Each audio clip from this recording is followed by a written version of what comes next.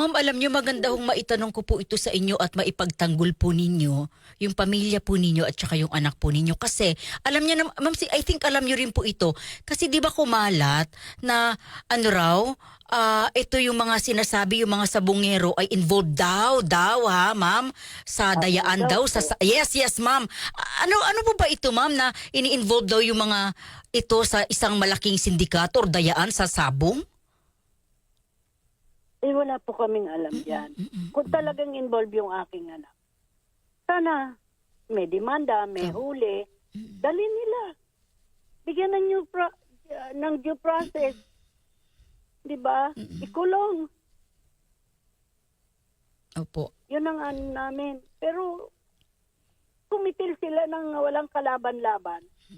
Hindi naman yata tama yun. May anak din sila, may pamilya, may magulang na gaya kong nagdudusa.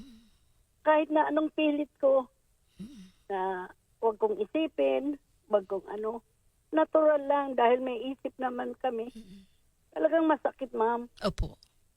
Sana mapakinggan ako ng mga kinauukulang mga gobyerno na kung talagang totoo na to, eto na ang ano, hinihintay namin na mabigyan kami ng hustisya.